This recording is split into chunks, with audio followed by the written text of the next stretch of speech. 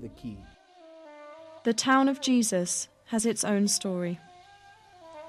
Israel surrounded Bethlehem with a concrete wall, confiscating half of its land and placing that land on the Israeli side of the wall for the future expansion of the surrounding settlements.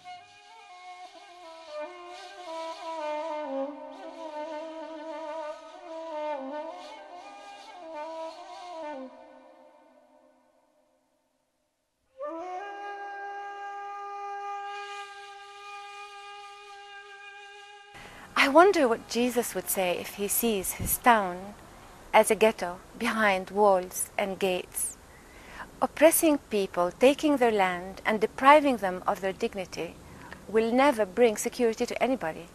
If I have anything to say to our neighbors and to the Jewish people, please do come back to your senses. Think of justice. Justice is not a foreign concept for Jews or for Judaism. Let my people free. The wall snakes south of Bethlehem, encircling and annexing the huge block of settlements, Gush Etzion, and other scattered settlements along the Green Line, the border. Upon the completion of the wall, Israel will have succeeded in annexing more than 80% of its settlers and their settlements into Israel.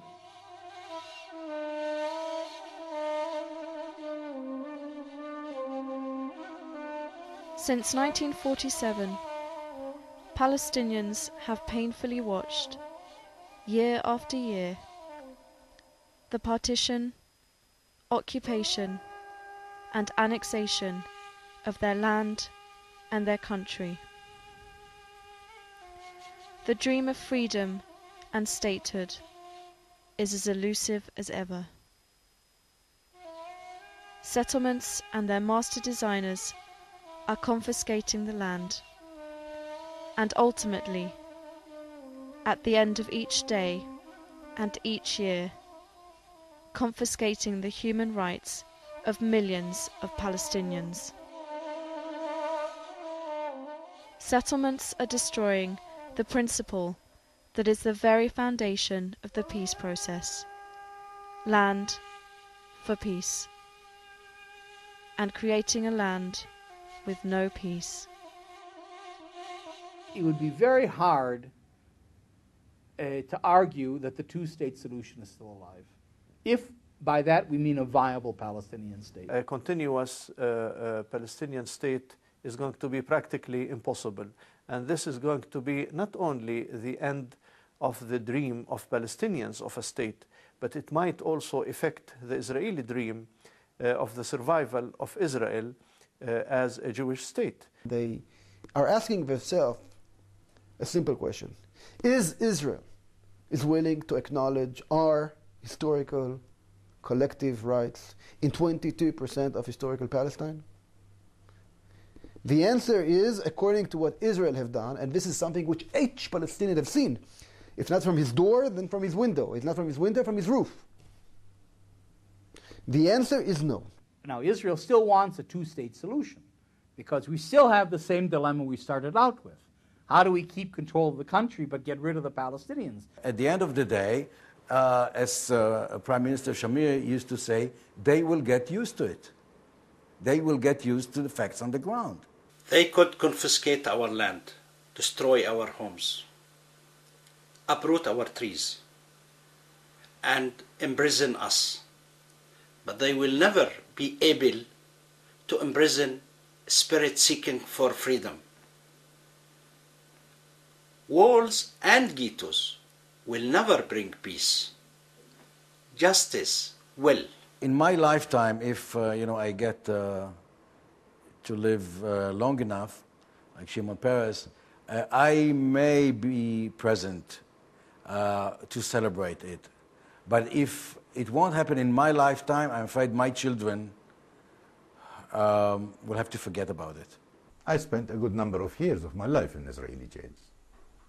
Though I never hurt anybody, never attacked anyone, never even touched a gun. The only crime I ever committed is to dream of freedom and statehood.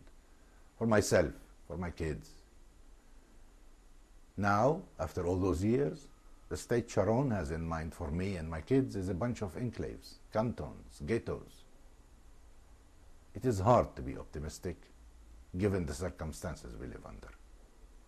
However, I am. You know, if 70 years ago you would have asked the Jewish people themselves if they ever thought the nightmare of Nazism would be over, they probably would have laughed at you. But Nazism was defeated. And look at Israel now, a strong state, prospering. Now I'm sure Palestinians will be no exception to that. One day we will be free, I have no doubt. Definitely we will be free. No doubt whatsoever.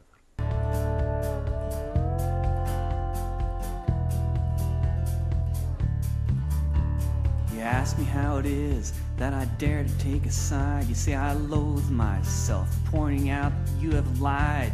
You say it's tribal warfare, but I disagree, for the dynamics of the situation are not difficult to see. On the one side is the fighter jet, on the other is the stone. On the one side is the slave, on the other is the throne. For the many there are checkpoints, while foreign soldiers rule the streets. For the one side there is victory, but the people don't accept defeat.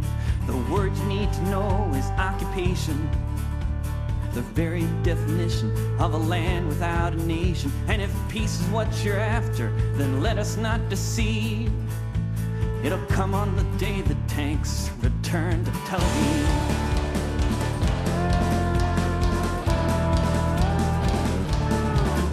On the one side there is hunger and bulldozed olive trees. On the other is the army, ruling by decrees. Caterpillars maul the streets, destroy whole city blocks, while children swallow shrapnel for the crime of throwing rocks.